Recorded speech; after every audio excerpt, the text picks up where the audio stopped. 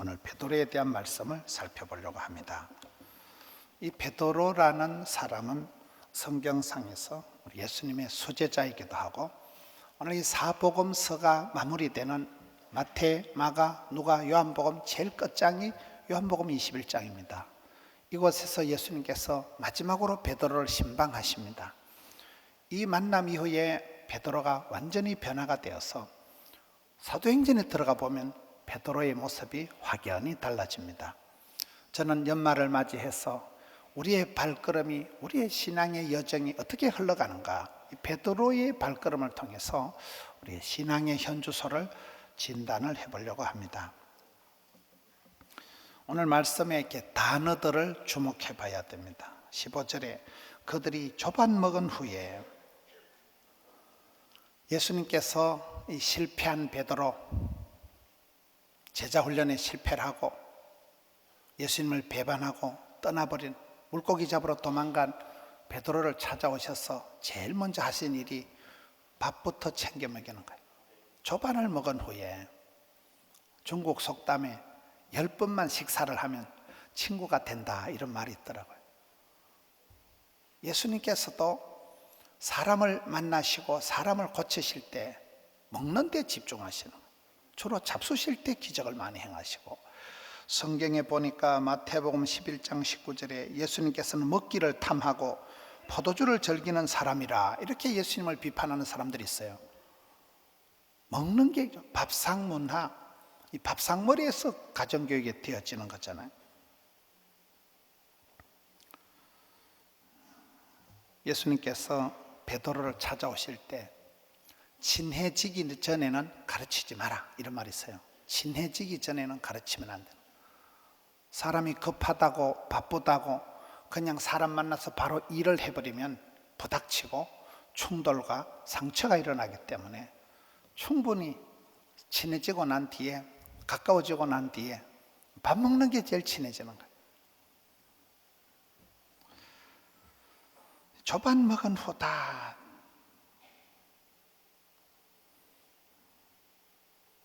저는 이 말씀을 통해서 예수님께서 실패한 베드로를 찾아오실 때, 이 요한복음 21장은 교육학적으로, 심리학적으로, 철학적으로, 신학적으로 굉장히 심오한 장이다, 이렇게 얘기를 하는데, 여러분, 실패한 거의 공황장애 수준의 불안정세에 빠져있던 엘리야를 하나님이 찾아오셔가지고도 똑같습니다. 물 한 병 먹이고 떡 하나 가지고 그냥 엘리야를 고쳐버리는 거예요. 여기서도 예수님께서 실패한 베드로에게 오셔서 묻지도 찾지도 않고 일단 먹이는 거예요. 목구멍이 열려야 귓구멍이 열린다, 이러잖아요. 일단 조반을 먹은 후에, 그리고 조반 먹은 후에 이제 말씀을 하시는 거예요. 사람이 밥만 먹고 살 수는 없잖아요. 안데르센 같은 사람은 밥만 먹고 사는 게 아니고 햇빛이 필요하고 자유가 필요하고 작은 꽃이 필요하다, 이런 말이 있더라고요. 밥만 먹고 사는 건 아니니까, 사람이 구원받은 그 이후에, 제자가 된 이후에, 교회를 다닌 이후에 달라져야 되는데, 사람이 떡으로만 살 것이 아니요 하나님 입으로 나오는 모든 말씀으로 사는데, 조반 먹은 후에 예수께서 시몬 베드로에게 이르시되, 시몬 베드로다, 이 말은 저는 이렇게 단어를 하나하나 볼 때, 여러분, 베드로가 여기까지 오기에 결정적인 역할을 한 사람이 안드레예요. 베드로의 동생 안드레입니다. 안드레가 먼저 예수님을 만나고 집에 가서 형님을 데려오는 거예요. 형님아, 예수님 만나러 가자, 한번 가보자 해서 안드레가 데리고 와서 예수님의 수제자가 된 사람이 베드로예요. 저는 성경의 인물들 중에 구약에는 갈렙, 신약에는 바나바, 예수님의 제자 중에 안드레를 좋아하는 이유가 그분들의 특징이 항상 돕는 배필이에요. 세컨드 리더십을 가지고 있는 사람들이에요. 여러분, 구약에 보면 갈렙과 여호수아 일에 나오면서 갈렙이 먼저 나옵니다. 하나님을 온전히 따랐던 사람이 갈렙이에요. 이 갈렙의 인격, 갈렙의 신앙이 탁월합니다. 그런데 세월이 흘러가면서 갈렙은 등 따시고 배부르고 임금자리, 대권, 좋은 거는 다 여호수아에게 양보하고, 좋은 건 자네가 다 하고, 나는 그저 내 나이가 좀 85세지만은 막 험한 산지를 내게 달라, 내가 산지를 정복하는 특공대 대장이다. 85세인데도 청춘을 살아가고 좋은 것은 항상 여호수아에게 양보하고 자기는 어려운 자리를 자취한 돕는 배필, 세컨드 리더십을 가진 사람이 갈렙이고, 신약 성경에 와서 보면 바나바가 그렇습니다. 최초의 선교사, 안디옥 교회 초대 담임 목사였던 바나바가 거의 깡패 수준의 교회를 해코지하던 해방자, 핍박자 사울을 다소에 가서 스카우트해다가 전도사로 데리고 쓰다가 세월이 지나고 사울이 바울이 되고, 사울이 바울이 초대교회의 막강 지도자가 되고, 그저 바나바는 역사의 뒤안견으로 총총히 사라지는, 남들 잘 되게 하고 그런 어려운 사람이 이렇게 자리를 잡아가도록 만들어주고 자기는 뒤안길로 살아가는 돕는 배필을 역할하는 사람이 바나바고, 여기서는 안드레가 그 역할을 하는 거예요. 먼저 예수님의 제자가 되었던 안드레가 형님을 데리고 와서 형님은 예수님의 수제자가 되고 자기는 그저 세컨드 리더십으로 늘 말없이 이렇게 봉사하는 돕는 배필 정도로, 우리가 시몬 베드로다 할 때는 그의 동생 안드레를 잊으면 안 됩니다. 시몬 베드로에게 이르시되 요한의 아들 시몬아, 네가 이 사람들보다 나를 더 사랑하느냐. 요한의 아들이 무슨 말일까요? 아직까지 베드로는 예수님의 제자가 아니에요. 그저 사람의 아들에 불과한 거예요. 여기에 보면 여러분, 이 베드로에게 요한의 아들 시몬아 할 때 그 예수님께서 베드로에게 집중해 가는 걸 보게 돼요.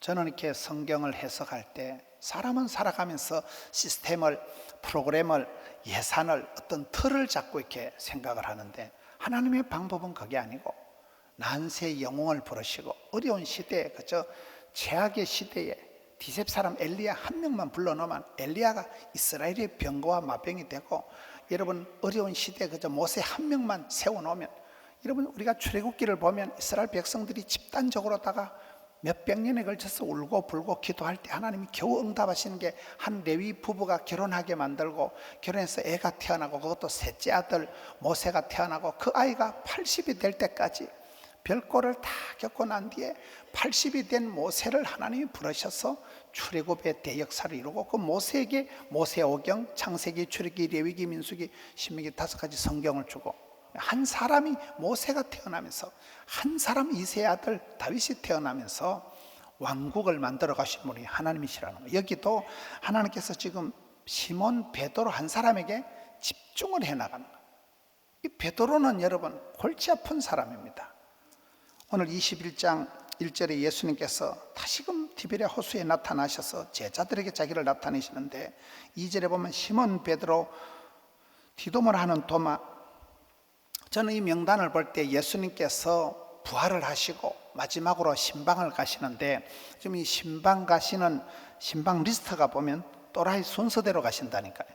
골통 순서대로 지금 신방을, 왕 또라이 베드로, 세컨드 또라이 디도모, 허물 많은 제자 베드로, 의심 많은 제자 도마. 이 베드로는 골치 아픈 사나이입니다. 3절을 보세요. 시몬 베드로가 나는 물고기 잡으러 가노라. 그날 밤에 아무것도 잡지 못하니. 인격적으로도 예수님의 제자로서, 수제자로서 배은망덕하고 실패자 한 사람이고, 여러분 사업적으로도 물고기 한 마리도 못 잡은 빈털터리 인생이 베드로의 골치 아픈 사람, 골통이야 골통.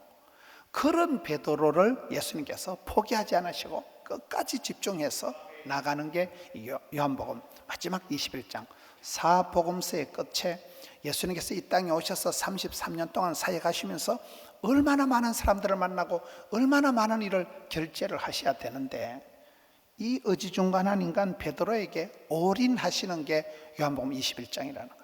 베드로 한 사람을 끝까지 추적해서 집중해서 베드로에게 계속해서 지금 다가가신, 이 시몬 베드로에게 가신, 예수님께서 베드로 한 사람을 변화시키고 나면 그 다음에 베드로, 야고보, 요한 핵심 제자 3명이 바뀌고, 그 다음에 12제자, 70 전도대 120명 기도하는 사람, 그 다음에 500명 예수님 성천할 때 목도한 사람. 여기서 요한복음 마지막 21장 사복음서 마지막에 베드로에게 집중하셔서, 그리고 베드로가 사도행전에 가서 보면 완전히 달라집니다. 사도행전의 베드로는 무식한 베드로, 천방지축 베드로가 아니고 그냥 설교 한 편 하면 예루살렘 시민이 꼴랑 2만 명일 때 3천 명이 뒤집어지는 그런 변화의 역사로 대사도로 수제자로 지금 천국의 열쇠를 맡은 자로 나타나거든요.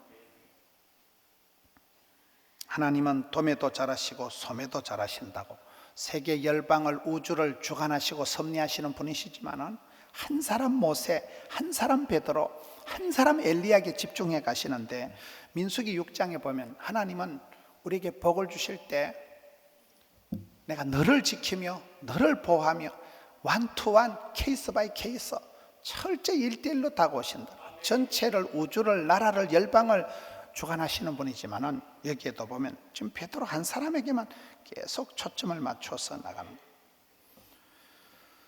요한의 아들 시몬아, 네가 이 사람들보다 나를 더 사랑하느냐? 저는 이 말씀을 볼 때 이 베드로가 여전히 산만한 거예요. 옆에 있는 사람들한테 계속 신경을 쓰는 거예요. 그래서 네가 이 사람들보다 나를 더 사랑하느냐? 사람이 쓰리비를 하지 말아야 되는데 비교하지 말라, 비판하지 말라, 비만에 빠지지 말라, 쓰리비를 하지 말아야 되는데 항상 우리는 내가 예수님 때문에 화가 나고 예수님 때문에 내가 상처를 받고 예수님 때문에 흥분을 하고 이렇게 돼야 되잖아요. 예수님 때문에 우리가 고난을 받고 이렇게 해야 되는데 예수님은 간 것이 없고 내 가까이 있는 사람 때문에 늘 우리가 상처를 받기 쉽습니다. 제가 시골의 어머니를 이렇게 얘기를 해보면 우리 어머니는 나이도 많지만은 요즘 우리 어머니의 제일 어떤 신경을 거슬리게 하는 존재가 도미하러 오는 그 아줌마더라고요. 제 어머니 이렇게 말씀을 들어보면 어머니를 도와주러 오는 거 도미가 막 꼴보기 싫어 못 사는 거예요. 우리 어머니는 옆에 형수가 있으면 형수를 미워하고 형수가 없으면 누군가가 미워하는 대상이 있어야 되나. 옆에 있는 사람을 물고 늘어지는 거예요. 제가 얘기를 가만히 들어보면 그 도미 아무것도 아닌 아줌마 어머니 도와주러 온 그런 아줌마를 막 한 30번을 신령과 진정으로 비난을 하는 거예요. 제가 말을 못하겠어요. 어머니 입을 닥치시오 이럴 수는 없잖아요. 왜 그렇습니까? 사람은 가까이 있는 사람한테 자꾸 상처를 받고 자극을 받고 영향을 받는 수밖에 없는 게 우리가 비교 심리를 가지고 살아가기 때문에 그래요. 그래서 지금 예수님께서 베드로에게 베드로는 아직도 예수님을 사랑하는 존재가 아니고 그저 옆에 눈치, 코치, 이웃 사람들 때문에 영향을 받는 삶이기 때문에 이 사람들보다도 네가 나를 더 사랑하니 이렇게 지금 접근하시는 거예요. 왜 우리는 그렇게 비교 논리를 가지고 살아가는지. 예수님은 우리를 대하실 때 비교해서 우리 하는 성적표를 봐가면서 이렇게 하시는 법이 없고 대체 불가능한, 비교 불가능한 그냥 개인적으로 단독적으로 우리를 끝까지 사랑하시는데 우리는 이 보암직하고 먹음직하고 탐스럽다 이 비교 심리는 마귀가 쓰는 방법이거든요. 비교를 하면 다 비참해질 수밖에 없는 거예요. 비교해가지고 만날 때마다 너 몇 평 아파트 사냐, 너 아들 이번에 어느 학교 들어갔느냐. 우리는 비교하면서 이렇게 비교를 하면 잘나면 우쭐해지고 교만해지고 못나면 그냥 낙심천만하게 되고 비교 심리를 벗어나야 됩니다. 비교 심리에 빠져서 살아갈 수밖에 없는 게 보통 사람들이 비판을 심판은 하나님만 하시는데 우리가 누군가를 판단하고 비판하기 시작하면 나도 모르게 그 사람을 무시하는 깔보는 마음이 생기기 때문에 비판의식, 심판은 하나님만 하셔. 하나님 우리를 구원하시려고 오시지 우리를 닥치는 대로 지옥에 쳐넣으려고 심판하러 오시는 분이 아니거든요. 그래서 비교 심리, 비판의식, 비만에 빠지지 마라. 항상 말씀 앞에 민감하게 민첩하게 얼른 회개하고 얼른 감사하고 민감한 사람이 돼야 되는데 둔감하게 영적인 비만에 빠지지 마라. 쓰리비를 하지 말아야 되는데 이게 예수님께서는 요한의 아들 시몬아 네가 이 사람들보다 나를 더 사랑하느냐. 완벽주의자들은 자기하고 남들을 자꾸 비교하면서 교만하든지 낭망에 빠지든지 하고 최적주의가 있는데 최적주의는 어제의 나보다 오늘의 내가 더 나아졌는가 그거를 바라보는 게 최적주의라는. 오늘 본문의 말씀은 예수님께서 베드로를 놓고 계속해서 베드로에게 다가가시면서 베드로를 지금 자극하고 베드로를 도전해서 이 베드로를 변화시켜가는 과정이 있습니다. 조반 먹은 후에 시몬 베드로에게 요한의 아들 시몬아, 네가 이 사람들보다 나를 더 사랑하느냐? 여러분, 사람은 사랑에 실패를 하면 안 됩니다. 사람은 밥을 먹고 살아가는 게 아니고 사랑을 받고 살아가는데, 첫사랑을 회복해야 되고 나중 사랑을 우리가 감당을 해야 되는데, 사랑이 어렵잖아. 사랑이 갈수록 어려운 게 사랑이기 때문에 여기에 3-4번이나 사랑만 얘기하시네. 네가 나를 사랑하느냐, 네가 나를 사랑하느냐. 여러분, 우리가 사랑만큼은 큰소리 뻥뻥 치지만 가장 어려운 게 사랑의 방정식이에요. 사랑은 사랑하는 사람을 잃어봐야, 사랑하는 사람이 돌아가셔야 조금씩 안다 그러죠. 저는 신앙생활은 뭐냐, 하나님의 그 사랑의 높이와 넓이와 깊이를 알아가는 것이 사랑이다. 우리가 사람한테 배반을 당하고 사람한테 배신을, 사람한테 실망을 할 때 변찬넌 주님의 사랑을 조금씩 알아가는 거예요. 이 유한한 세계에서 여러분, 사람한테 우리가 실망을 할 때 믿을 분은 주님밖에 없구나. 전능하신 주님, 변함없는 주님. 그렇잖아. 사랑의 깊이를, 넓이를, 높이를 얼마나 알아가느냐. 저는 이렇게 말씀을 볼 때 베드로는 아직도 주님을 사랑하지 않고, 그죠? 자기하고 관계된 이목구비, 자기 주변에 신변 잡기, 자기 주변에 있는 사람들 눈치를 보고 이 말하면 이리 가고 저 말하고 저리 가는 상태에 있기 때문에 네가 이 사람들보다 나를 더 사랑하느냐, 사랑에 대한 얘기를 하는. 그리고 결론적으로 내 어린 양을 먹이라. 이 말은 언제까지 사랑 타령이나고 언제까지 네 기분, 네 감정이 중요한 게 아니고, 이제는 제발 그런 유치찬란한 감정놀이에서 벗어나서 이제는 주의 일을 하고 사명자의 길을 가라. 내 어린 양을 먹이라. 저는 이게 단어를 볼 때 내 어린 양이 뭡니까? 이거는 베드로의 양이 아닙니다. 예수님의 양을 말하는 거예요. 베드로는 이 양이 아니고 예수님의 양을 지금 먹이라는 거예요. 여러분, 다윗이 스카웃 되는 장면이 사무엘상 16장, 17장 이렇게 쭉 보시면, 시편 78편을 보면 아비의 양을 지킬 때에 마구간에서 하나님께서 다윗을 스카웃 하시더라고요. 자기 양떼가 아닌 아버지가 부탁한 아버지의 양을 얼마나 이걸 지극정성으로 잘 키우느냐. 사자나 곰이 나타나면 사자나 곰의 발톱에서도 나를 지키 썼었은즉 이 할례 없는 골리앗 손에서도 나를 지킬 줄로 믿습니다 하면서 그 들판에서, 야전에서 자기 양떼가 아닌 아버지의 양떼를 돌보는 그 마음이 기특했기 때문에 하나님이 이새의 아들 다윗을 만나니 내 마음의 딱이다, 이렇게 나가는 겁니다. 요셉도 똑같아요.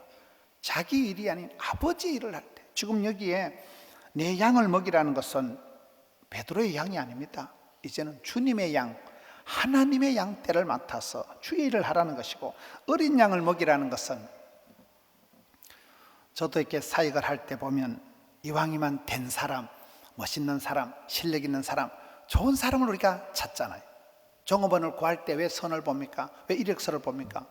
이왕이면 좀 스펙이 빵빵하고 이왕이면 좀 유능한 사람을 구하잖아요. 그런데 저는 여기 성경을 볼 때 예수님께서 베드로에게 하신 말씀이 내 어린 양을 먹이라는 것은, 일단 첫째 네 거 아니고 하나님의 거, 둘째는 어린 양은 뭐예요? 멋있는 양, 예쁜 양, 다 큰 양이 아니고 철딱서니가 없고 말썽꾸러기고 개구장이 같고 서푼해치도 안 되는 그런 골치 아픈 아이, 아직도 그저 미생, 아직도 그저 철부지한 말썽꾸러기, 그저 야생마에 불과한, 아직은 전혀 따듬어지지 않은 그런 미숙하고 어려 빠진 그 어린 양을 먹이라는 거예요. 그것도 잡아먹지 말고 관심을 가지고 챙겨주라는 거예요. 하나같이 그런 말씀이잖아요. 저는 이 말씀을 이렇게 쭉 따라가면서 베드로는 아직도 인격적으로나 사역적으로나 전혀 이렇게 결실치 못하는 문제투성이의 사람에게 예수님께서 다가오셨다. 베드로는 아직도 주님의 사람이 아니고 요한의 아들, 사람의 아들이구나. 베드로는 아직도 주님을 사랑하지 않고 그저 자기만 사랑하는, 자기 기분만 중요한 사람이구나. 베드로는 아직도 주의 일을 하는 게 아니고 내 양, 그것도 또 예쁜 양, 돈 많은 양, 좋은 양만 관심을 가지지 주님이 부탁하시는 병들고 어려 빠지고 그런 신통찮은 양에 대한 관심이 없다니까요. 그 양을 먹이라는, 사랑 타령 그만하고 헛된 마음 버리고 쓸데없는 자랑하지 말고 이제 사명자의 길을 가라. 관리하려고 하지 말고 관심을 가지고 네 소떼에 네 양떼의 마음을 두고 애비의 마음을 가지고, 애비의 마음을 가지면 열 손가락 다 아프잖아요. 목자의 마음을 가지면 잃어버린 한 마리 양도 관심을 가지고, 특별히 이런 유치찬란한 어린 그런 양에게 네가 관심을 갖고 그들을 잘 케어해주고 그들을 잘 먹이라는 거예요.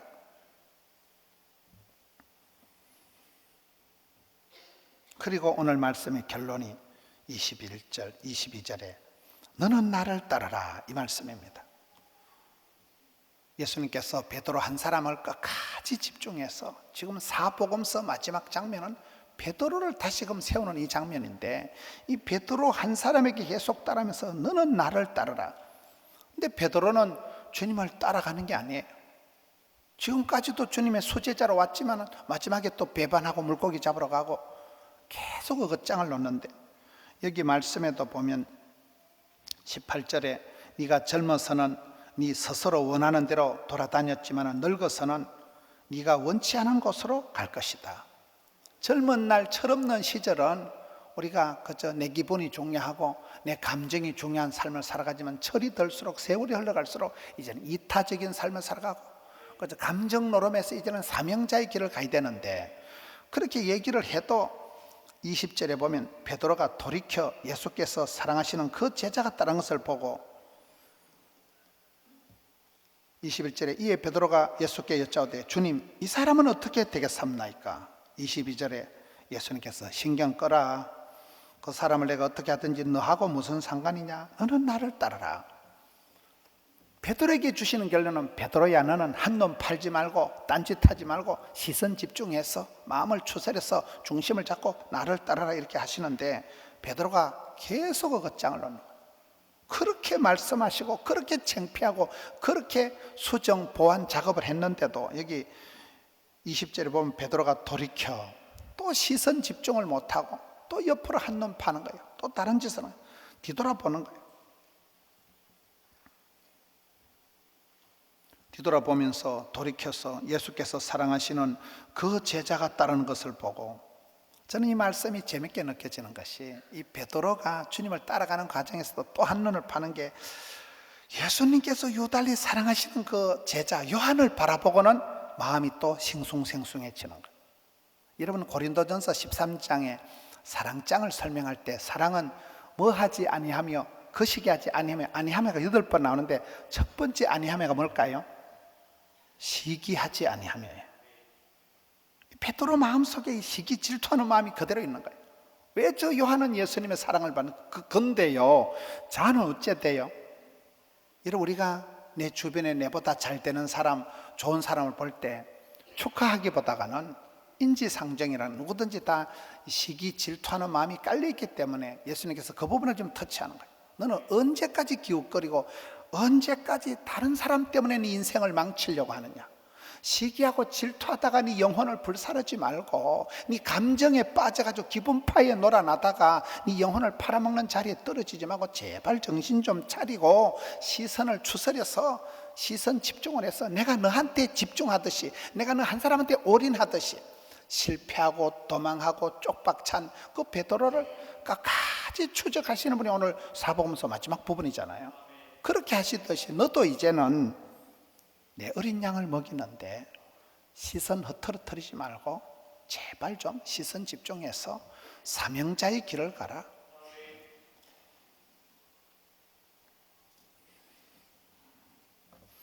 미국의 흑인 여성 오프라 윈프리가 있습니다. 그 여성은 최악의 상황에서 최상으로 나간 여자다. 사생아로 태어났습니다. 9살에 성폭행을 당했습니다. 14살에 아이를 낳았습니다.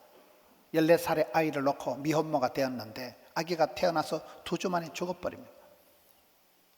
오프라 윈프리가 가출을 하고 마약을 하고 엉망진창으로 살아가다가 그런 최악의 상황에서 오프라 윈프리가 두 가지, 독서와 기도를 통해서 사람이 달라지는 거예요. 디모데전서 4장에 말씀과 기도로 거룩해진다고 되어 있잖아요. 그가 독서를 통해서 인생을 깨닫게 되고, 오프라 윈프리의 자서전, 이것이 사명이다는 책에 자신의 인생 철학을 네 가지로 얘기를 하는데, 첫째, 남보다 더 가졌다는 것은 축복이 아니고 사명이다. 둘째, 남보다 아파하는 것이 있다면 그것은 고통이 아니고 사명이다. 세 번째, 남보다 설레이는 꿈이 있다면 그것은 망상이 아니고 사명이다. 네 번째, 남보다 부담되는 무엇이 있다면 그것은 짐이 아니고 사명이다. 모든 인생의 어려운 고비를 그거를 사명으로 받아들이는 거예요. 사명자가 수명자고 미션이가 파서블 이렇게 나가는 거거든요. 오늘 많은 사람들이 그저 유치찬란하게 감정 차원에서 지 기분이 중요하고 그저 사랑 타령만 하지 말고 이제는 사명자의 반열로 올라가라는 거예요. 사명자는 사명을 가지면 내가 일을 하다 죽어도 좋아. 네 양떼가 아니고 주님의 양을, 주님의 어린 양을 붙들고 먹이고 돌보고 하다 보면 하나님은 쓰임 받을 동안에, 주의 일을 할 동안에는 힘도 건강도 지혜도 믿음도 물질도 주시는 거거든요. 그것을 좀 촉구하고 있는 거예요.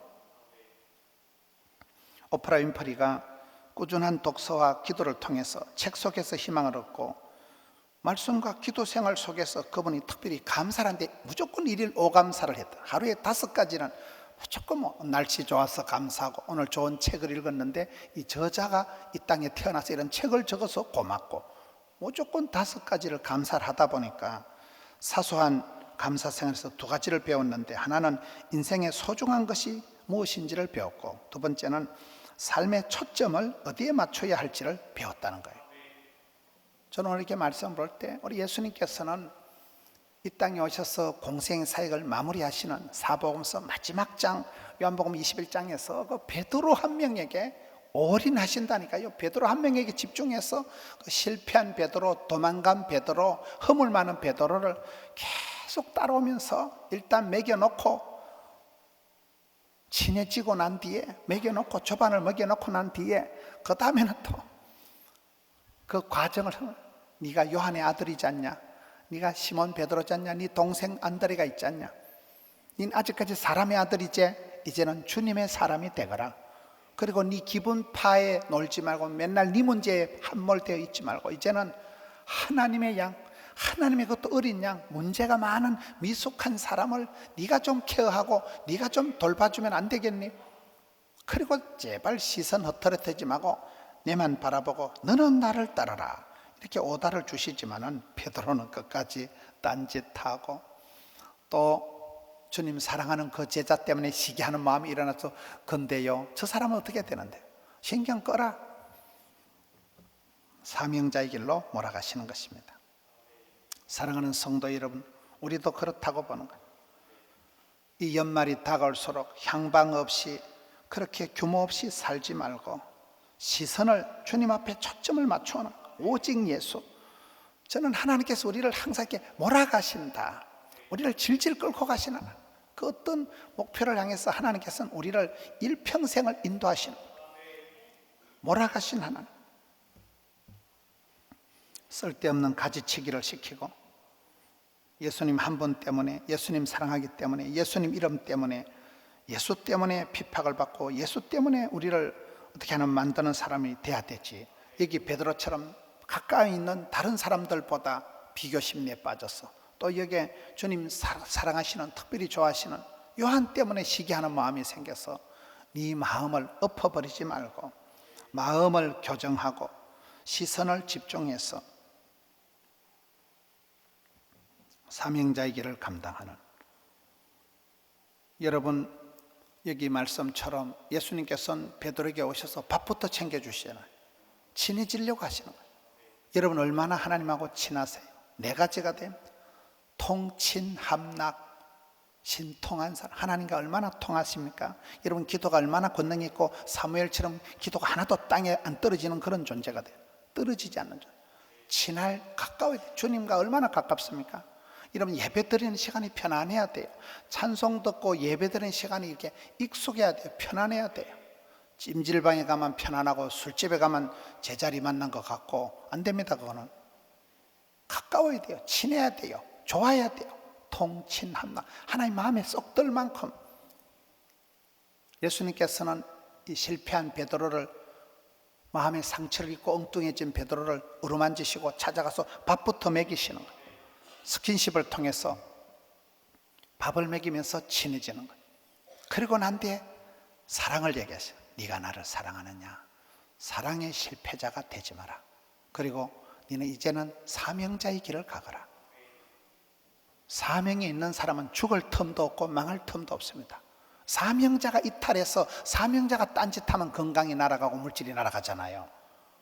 한 해가 다 가는 이 길목에서 사랑하는 성도 여러분, 여러분 주님과 얼마나 친하고 가깝고 편하고 통하고 신앙생활하는 게 즐겁습니까? 여러분 사랑하는 존재가 무엇입니까? 여러분 하나님의 사람입니까? 사람의 아들입니까? 여기에 베드로와 같이 내가 얼마나 초점이 맞춰져 있는 사람, 내가 주를 따라가는 발걸음이 얼마나 흐트러져 있는가, 엉뚱해져 있는가. 오늘 베드로 한 사람, 이 베드로를 주님께서 끝까지 포기하지 않고 붙드시고 친구를 위해서 목숨을 바치는 것보다 더 큰 사랑은 없는데 주님께서 이 베드로를 그렇게 끝까지 사랑해 주시고 이 변화된 부름받은 재교정된 베드로가 사도행전 넘어가 보면 세상이 감당할 수 없는 사람이다. 내가 사람 말을 들을까 하나님 말씀을 들을까. 그가 오순절에 성령 강림 이후에 변화된 베드로가 설교를 한판 할 때 3,000명 5,000명이 뒤집어지잖아요. 너무나 변화된, 너무나 아름다운 그런 많은 상처와 많은 허물이 있었지만은 하나님께서는 재활용의 하나님, 끝까지 그를 포기하지 않고 오직 베드로 한 사람에게 집중해 가셨듯이 우리의 신앙생활도 주님 한 분에게 집중해서 흐트러짐이 없는, 달이 가고 세월이 갈수록 성숙의 변화의 주인공이 되는 우리 성도님들 되시기를 축원합니다.